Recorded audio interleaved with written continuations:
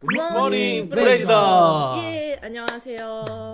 오랜만에 뵙습니다. 잘 예. 지내셨죠? 뭘 오랜만이요? 지난주에 안 뵀나요? 네, 섭섭합니다. 다른 사람이었구나. 지난주에 없었는데. 지난주에 없어갖고 딴 사람이랑 찍고 그랬어요. 그러니까요. 아, 그분이 아니었어요? 네, 아이고, 참. 섭섭합니다. 섭섭함 가운데 또 정치판이 약간 또 대선의 바람이 휘청휘청 다른 분께 불고 있어서 오늘 이 얘기를 한번 해보려고 해요. 야, 윤짜장? 네, 5일날 이제 사퇴하신 그분인데 네. 윤석열 네. 님입니다. 뭐라고 호칭을 불러야 되나? 근데 저는 사실 짜장이라고 부르는 건 조금 심한 것 같아요. 그럼 왜냐면 짬뽕? 물론 뭐 짬뽕이라고 볼 수 있고 각자가 호불호에 따라서 뭐 그렇게 할 수 있는데 뭐 싫어하시는 분들이 한 나라의 검찰총장 짜장이라고 하는 거는 저는 좀 아니라고 보고. 죄송합니다. 전 총장. 윤 전 총장님. 윤 전 아니 총장. 뭐 그렇게까지 윤 전 총장님. 뭐 서울시청 창살은 창살 뭐 이런 거 하지 검찰청 창찰 윤 전 총장 창살. 예, 그거는 좀 그렇고 어쨌든 그냥 윤 총장 정도로 부르죠. 윤 총장. 네, 예, 그렇게 하시죠. 예. 저희가 오늘 굉장히 텐션이 높네요. 이해 부탁드리고 그런데 이제 그분이 대선에 계속 총장 때부터 얘기가 나오고는 있었는데 막 대선 지지율 1위 막 빈등빈등 하다가 사퇴를 하시고 나서 지지율 1위를 찍었단 말이에요. 네. 이건 어떤 국민들의 어떤 심리라고 바라보실까요? 우리나라 국민들 중에 이제 이 바닥에 있는 민심 중에 이런 게 있어요. 화끈한 거 좋아하는 사람들이 있습니다.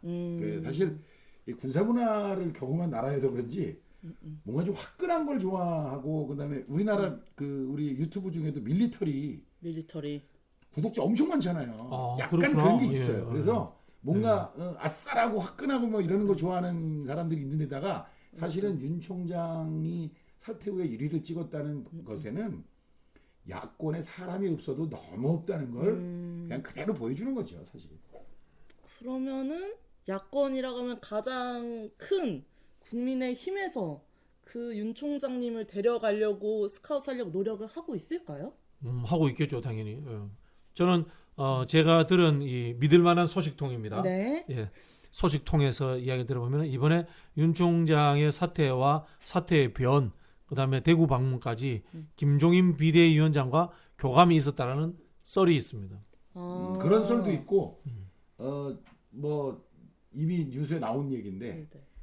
도와주는 그룹이 있다며요. 뭐 예를 들면 공보팀이 있대더라. 국민의 힘에서? 아니. 윤 총장을 도와주는 무슨 공보팀이 있대더라. 그런 신문이 나니까 또 윤 총장이 바로 언론에다 뭐라 그러냐면 나의 공보팀은 나다. 뭐 이렇게 또 얘기했어요.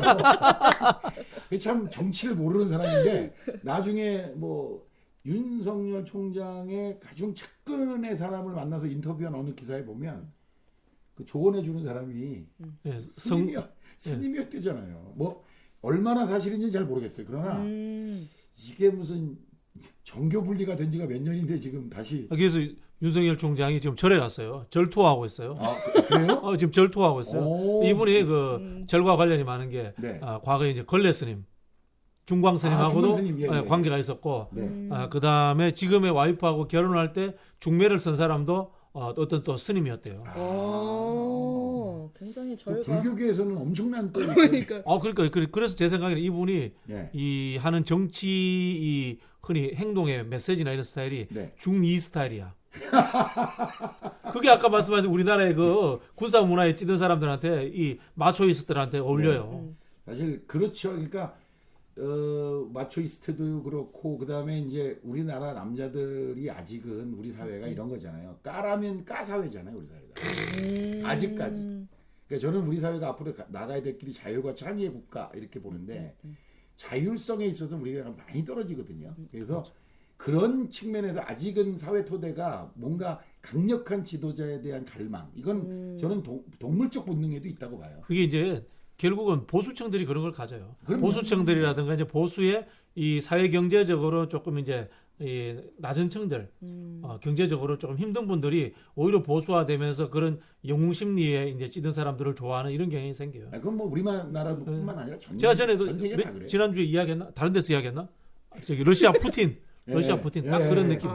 KGB 출신의 근육남. 예, 그렇죠. 이런 거 좋아해요. 그런 거 좋아하고 그다음에 이 검찰총장이라고 그러니까 뭐라 그러냐면 얼마 전에 뭐 LH 수사 관련해서 압수수색이 늦었다는 등 막 이런 얘기하는 이유가 뭐냐? 전격적인 압수수색 이런 거를 좋아하는 좋아하죠. 기류가 있습니다. 우리나라의 정서상. 제가 그래서 그 이야기했어요. 청년 일자리 문제 어떻게 해결해야 되는지 압니까?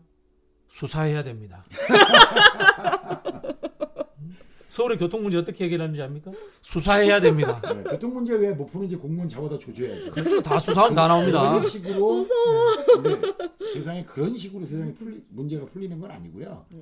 그러니까 검찰식으로 이제 세상을 바라보면 다 수사해야죠. 수사해야죠. 네. 제가 윤석열 총장한테 느끼는 느낌은 총통 느낌이었어요. 총통. 총장이나 총통이나 비슷하네. 뭐 총자는 총자인데 네. 어쨌든 그런 마초이즘적인 우리 사회의 바탕 기류에 플러스 그다음에 야권의 범야권에 기대되어지는 그런 강력한 이미지를 가진 사람이 없다. 이게 합쳐지면서 사실 윤 총장의 기대 심리로 간 거고 지난번 대선을 우리가 잠깐만 생각해 보면 홍준표 의원이 무식해서 그렇게 막 말을 막 던지는 게 아니에요. 그 사람 똑똑한 사람이에요. 그냥 똑똑한 사람이에요. 홍 아저씨가 똑똑해요. 근데 그런 걸 아는 거죠. 그러니까 강력해 보이는 이미지에 사람들이 호응한다는 걸 명확히 알고 있는 거죠. 그렇죠. 그러면은 국민의힘에 그 또 많은 분들이 계시잖아요. 그분들은 이제 윤 총장님이 국민의힘에 이제 입당해서 대선 후보로 나가는 거에 대해서는 이렇게 반대라거나 이 사람이 우리 당에 맞는 사람이야라는 물음표가 있다거나 이런 거는 없을까요? 그 김재원 의원이라고 이제 박근혜 대통령의 측근 참모했던 분이 계셔요. 그분이 했던 말이 정권 교체를 위해서는 악마와도 손잡을 수 있다. 그런 이야기를 했거든요. 그 이야기 뭐냐면은 윤석열 총장이 악마적 근성도 일부 갖고 있다 이런 뜻인가요? 뭐 그런 건 아니겠지만 뭐 사실은 권력을 잡기 위해서는 뭐든지 할 수 있다 이런 말인데 실제로 정당의 목표가 뭐 사실은 권력을 잡는 거기 때문에 권력을 잡아서 국가를 운영할 수 있는 권한을 획득하는 것 이것이 이제 정당의 목표이기 때문에 정당은 다 그런데 저는 그럴 가능성 예컨대 지금 얘기하신 국민의힘이 윤석열에게 러브콜을 보내서 야 우리 같이 하자 이렇게 할 가능성 하나도 있지만 워낙에 지금 국민의힘이라는 이 세력들을 우리가 이 이미지적으로 보면 이명박 박근혜 연장선에 있단 말이에요. 그렇죠. 물론 김종인이라는 어떤 구원 투수가 들어가서 뭐 광주도 가서 사과하고 뭐 그 박근혜 대통령의 어떤 국정농단에 대해서 사과하고 이런 과정들을 거쳤지만 그 바닥에는 아직도 우리가 왜 사과해? 이런 게 있거든요, 사실. 그렇죠. 그러다 보니 어쩌면 윤 총장 쪽에서 야 우리 자네들하고 해갖고 되겠어? 그러니까 지금 현재 만약에 굳이 표현하자면 정치 지형에서 국민의힘에서 가장 보수, 그러니까 보수도 아니죠 이거는 극우, 수구라고 불리울 사람들을 싹둑 잘라내길 수만 있다면 저는 그 세력과 하고 싶은 욕구가 더 클 거다. 안 그러면 계속해서 그 이미지를 갖고 가야 되는데 도둑놈 이미지, 사기꾼 이미지 이 두 가지로 가야 되는데 하나는 사기꾼이고 하나는 바보였잖아요. 이 정권 10년이라는 게 사기꾼 5년에 그다음에 바보 5년, 4년을 한 거죠. 그러니까 이 이미지를 가져가면서 정권 교체를 하려고 노력할까? 저는 제가 만약에 윤 총장을 옆에서 이렇게 코치해 주는 사람이라면 쟤네들 중에서 일부는 잘라야 됩니다라는 생각을 저는 할 것 같아요. 그럼 제3시대로 간다고 생각하세요? 제3지대까지는 아닌데 아니 뭐 제가 만약에 윤 총장이어도 저런 사람들하고 같이 하는 건 상당히 부담을 가질 거다. 왜? 누가 중도를 먹느냐인데 지금도 아직까지 민주당이 지금 LH 사건에도 불구하고 또 여러 가지 180석에도 불구하고 개혁이 미흡한 이런 조건에도 불구하고 아직도 정당 지지도에서 국민의힘을 앞서 나가는 이유는 수도권의 30, 40대가 탄탄하게 진보적 기반을 갖추고 있어요. 네. 근데 이 사람들 입장에서는 도저히 지금의 국민의힘을 지지하기 어려운 거죠. 근데 만약에 저들이 그런 사람들 싹 정리하고 그래서 약간 왼쪽으로 한 반발짝도 아니에요. 한 뼘 정도만 왼쪽으로 올 수만 있으면 중도층에서 흔들리고 있는 지금 부동산이나 이런 것들 때문에 흔들리고 있는 민심을 잡을 가능성이 굉장히 높기 때문에 저는 그런 생각을 할 수도 있겠다. 만약에 제가 윤석열 총장에 코치를 해준다면 뭐 그렇게 할 수 있지 않겠냐 이런 생각이 드는 거죠. 윤석열 총장이 이 방송 절대 보면 안 되겠네. 괜히 얘기해줬나 본데요. 이거 큰일 났네. 이거 어떡하지? 저는 약간 또 그런 생각이 드는 게 어쨌든 정치를 하시던 분이 아니었고 하니까 네네. 또 저는 또 이제 안철수 후보님 생각이 또 나더라고요. 원래 정치를 하고 있던 분이 아니었는데 갑자기 또 그 웬만하면 그 안철수 대표보다 낫겠죠. 찰스보다 낫겠지. 그럴까요? 그러면은 또 새로운 정당이 뭐 탄생할 수도 있다. 방금은 그런 저는 그럴 가능성. 예컨대 아주 그러니까 보수가 아니고 극우 수구를 정리한 국민의힘과 새롭게 윤석열이라고 하는 스타 탄생과 더불어 세력이 모이면 그 둘이 합쳐지는 방향으로 제3지대가 만들어질 수 있겠다는 생각은 하는데 한 가지는 이런 게 있어요. 그러니까 혹시 두 분은 잘 아시는지 모르겠는데 국민의힘의 전국 시도당이 있을 거 아닙니까? 그쵸. 민주당도 있고 다 어느 데나 시도당이 있잖아요. 국민의힘 시도당은 다 본인들 소유인 거 아세요? 알고 있어. 건물 갖고 있죠. 예. 예. 옛날 민정당 때 건물이기 때문에 민정당 때 다 해준 거거든요. 다, 예, 그때. 건물이 다 했어요. 먹고 솔직히 살아요. 그 내용은 그 어떻게 해서 그렇게 갔는지는 모르겠으나 제가 볼 때는 말이 안 되는 게 민정당 시절에 그냥 한꺼번에 다 됐잖아요. 그러니까 이건 권력과 전 일정 부분 그 이야기 뭐냐면은 예. 국민의힘은 해체할 수 없다는 거예요. 그렇죠. 자산이 많았어. 그러니까 예를 들면 내가 국민의당에 나가잖아요. 네. 그럼 당사를 구해야 돼. 근데 여러분 시도당 당사요? 월세가 얼마인 줄 아세요? 웬만한 규모를 유지하려면 기천만 원 들어가요 월.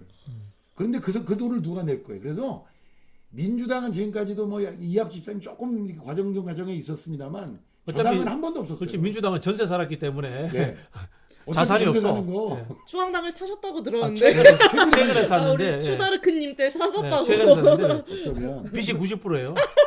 아 그렇군요. 어쩌면 추미애 대표가 그 당시에 이 당 건물을 사면 두 번 다시 그렇지 분당- 맞아요. 분당 못할 거다. 이제 절대 분당 안 한다. 네, 자산이 그렇게 할 수도 있으면. 있어요. 맞아요. 그 이야기를 했어요. 오, 아, 그래요? 진짜요? 그 얘기 했어요. 그 그 얘기 얘기 했어요. 몰라요. 그 당시에. 근데 국민의힘이라는 건 정말 누굴 내쫓는 건 가능해도 내가 나가도 나 당 차리려는 매우 어려운 당이긴 합니다. 그런데 지금의 이 분위기, 소위 말하면 지금 막 이 여당으로 보면은 굉장히 어렵잖아요. 분위기가 전반적으로 조건이 안 좋은데 이 분위기에서 약간의 중도층만 보태준다면 야 너희들 나가, 너네들 나가면 우리 이긴데 라는 분위기가 된다면 좀 가능성이 있지 않겠나요? 저도 우리 그 KFC 의견에 그 100% 동의를 하는 게요. 반기문 등 또 안철수 예. 제3지대 정당이 네. 실패했단 말이에요. 네. 실패했고 또 한편으로 보면은 이 윤석열 총장이 사퇴하면서 바로 대구를 갔어요. 보수의 심장이잖아요. 그렇죠. 그 이야기 뭐냐면은 박근혜 이명박 대통령과의 지지층들과의 화해가 가능한지 간보러 간 거예요. 오. 열성적으로 응원을 해줬잖아. 아. 예, 그리고 메시지 보세요. 자유민주주의를 지키겠다. 국민을 보살피겠다. 네. 전형적인 이제 우파적 발언이에요. 예. 그 이야기는 내가 국민의힘에 가도 되겠느냐라고 이렇게 지지층들한테 간본 거예요. 그런 측면에서는 가능성이 있다고 보고. 계속 치심에게 녹음할 때. 그렇습니까? 그리고 이번에 제가 기획됐다는 이야기를 김종인 비대위원장이 실제로 관여를 했다고 들었습니다. 아. 저 주변에서 들었고요. 이제 여기서 제일 웃기는 사람이 안철수 대표예요. 윤석열 총장하고 자기 과거에 밥도 먹고 했다 하는데 5년 전에 밥을 먹었대요. 5년 전에 밥을 먹었는데 네. 그 밥자리도 네. 윤석열 그 당시 지검장이겠죠. 지검장하고 정대철 전 의원, 이게 네. 썰입니다. 풍문입니다. 두 분이 식사하는데 안철수 대표가 억지로 끼웠대요. 정대철 고문한테 전화해가지고 저도 좀 어머. 끼워주세요. 이렇게 밥 먹었대요. 뭐 이게 정확한 소식통은 아닙니다만 제가 그렇게 들었고요. 카더라입니다. 예, 카드라입니다. 왜냐면 저도 허위사실 유포 이런 거 걸릴 수 있으니까. 예. 카드라입니다. 카드라. 네, 네. 절대 진실은 아닐 수 있습니다. 그리고 실제로 김한길 전 대표나 네. 정대철 의원하고 윤석열 총장은 좀 관계가 있답니다. 그런 게 있구나. 네. 전혀 몰랐어요. 왜냐면은 되게 깔끔하다고 생각하고 전혀 관심이 없을 줄 알고 그냥 여론에서 만들어낸 거라고 생각했는데 이렇게 들어보니까 또 그것도 꾸준히 아니네요. 보면요, 그 중앙일보가 윤석열 총장 정치하러 나와야 된다는 이야기를 꾸준히 해왔어요. 꾸준히 해왔고 지난번에 언론에도 나왔잖아요. 그 중앙일보 그 사주를 만났다 이래가지고 사실은 언론에서 계속 부추긴 측면이 있죠. 부추긴 거죠. 네, 사실은 지난번에 조선일보하고 어디예요? 중앙일보 계속 야 너 이렇게 되는데 안 나갈 거야? 너 중수청도 하는데 안 나갈 거야? 너 한마디 해야지 이렇게 계속 사설로 내보냈잖아요. 그리고 나온 거니까. 그 지금 중앙일보의 홍석현 회장을 리셋 코리아라 그래가지고 한국을 중도 통합적으로 리셋해야 된다라는 생각을 갖고 있어요. 이분은 제3지대 정당을 생각할 수 있어요.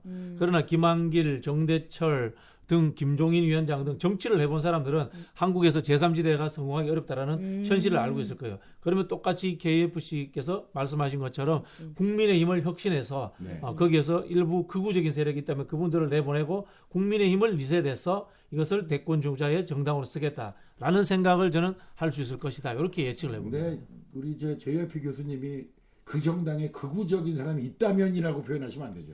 확실히 있어요. 그다음에 과하게 많죠. 아, 그런가요? 그래서 상당 부분을 좀 쳐내야 되는데 보면 지금도 맨날 앉아서 저기 김일성 주석궁에 김일성 이제 끝났죠. 김정은 주석궁에 뭐 누가 내려가야 뭐 탱크로 밀고 들어가야 통일이라고 얘기하는 사람들이 아직도 있는 이런 상황만 좀 정리가 되면 저는 상당 부분 변화의 가능성이 있지 않겠냐는 생각이 있습니다. 예. 대단하네요. 그러면은 윤석열 총장이 이제 국민의힘으로 들어가서 대선 후보로 쉽게 뭐 바로 들어가지는 않을 거예요. 예, 안 들어갈 수도 있겠죠? 안 들어갈 수도 있고 정치를 안 할 수도 있다고 봐요. 못 할 수도 있다고 봐요. 저는 못할 거다라는 거에 사실은 52%라고 보는 게 우리가 이제 우리가 어떤 예를 들면 조두순 사건 예? 이런 사건을 보면 뭐라 그래요.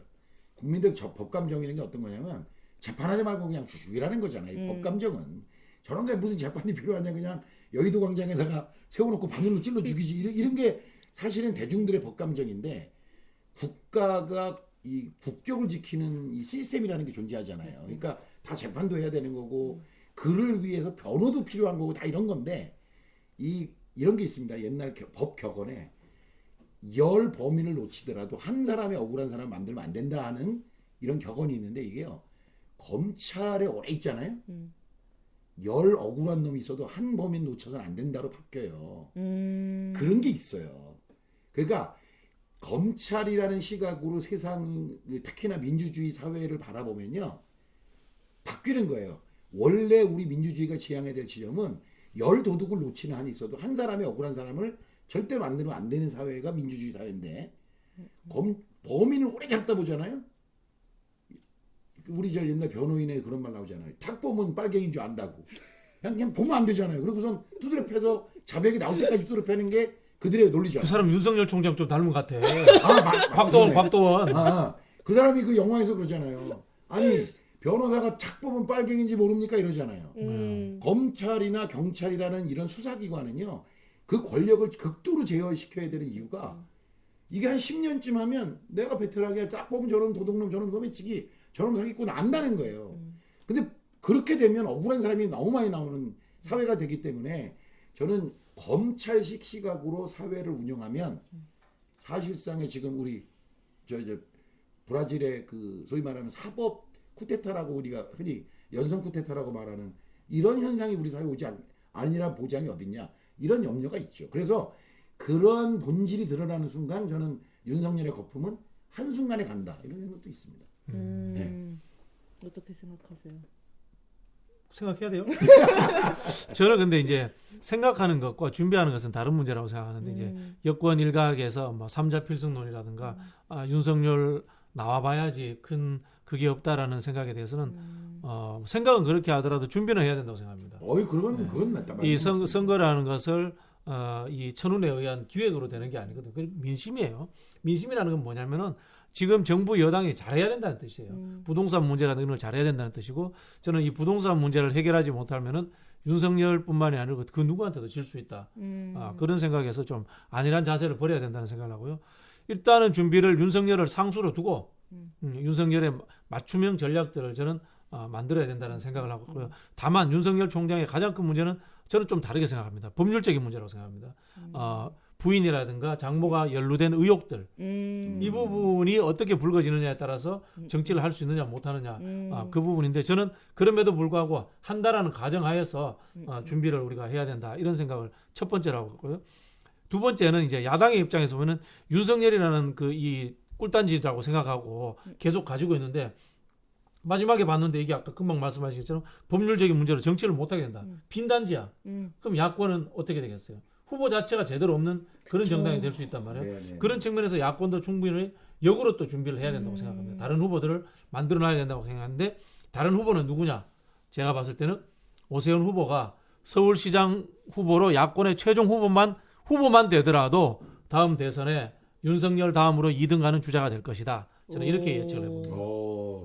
야, 그럼 만약에 그 예측이 맞다면 그 정말 그 오세훈 후보가 그 피눈물 나게 대선 경선에서 이게 오세훈 후보는 이 전략적이거나 중장기적인 보는 시각이 없기 때문에 자기는 대선을 그만두고 서울시장에 나간다 이렇게 생각했을 수 있지만요. 저는 완전 다르게 봅니다. 야권의 이 서울시장 후보로서 안철수와 단일화해서 이기는 순간에 이분은 서울시장 후보가 된과 동시에 야권의 다음 잠재적도 대권 후보가 되는 겁니다. 좀 전에 조혜피 교수님 말씀하신 거를 좀 들어보니까 지금 그 말도 참 일리가 있는 게 뭐 우리가 사기꾼이나 바보 뽑은 것도 대중의 여론 때문에 뽑은 거잖아요, 사실. 그렇죠. 냉정하게 돌아보면 2007년 대선, 2012년 대선에서 하나는 사기꾼 뽑고 하나는 바보 뽑아서 여기까지 온 그렇죠. 건데 윤석열이라고 뽑히지 말란 법은 전혀 없는 그렇죠, 거니까 저는 그렇게 예상을 했습니다만 이 시대적 흐름, 사회 변화, 대중들의 욕구 이 세 가지가 이제 합쳐지면서 여러 가지 변화의 소용돌이가 칠 거라고 제가 봐요. 서울시장 선거가 본격적으로 들어오기 전부터 늘 그 이야기를 했어요. 서울시장 가면 서울시장이 되면 안 된다. 네. 대선 주자감이 되어야 된다. 그 이야기를 했는데 저는 박영순 후보도 네. 서울시장이 당선이 된다면은 네. 여권의 여론조사하면 2, 3등 나올 거예요. 어, 대선 주자 여론조사하면 2, 3등 나올 거예요. 그렇죠, 그렇죠. 그 이야기는 뭐냐면은 서울시장이 된다는 것 자체가 서울시장을 잘하는 것뿐만이 아니고 또 자기 지지층들에게 더 큰 미래를 보여줄 수 있어야 된다. 이런 뜻이기도 하거든요. 그런 측면에서 서울시장을 나갈 때는 늘 말씀드리지만 대한민국 전체에 관망하면서 나가야 된다. 그런 이야기를 제가 또 드렸던 거죠. 네. 아이고. 예. 그럼 또 끝으로 이제 뭐 윤석열 전 총장님과 뭐 국민의힘 뭐 네. 이렇게 또 마무리 평 해주실 거 있으실까요? 지금 윤석열 총장은 이제 사실은 이제 그런 말 있잖아요. 스타가 뜰 때 막 아무것도 안 보인다고. 지금 딱 그때거든요.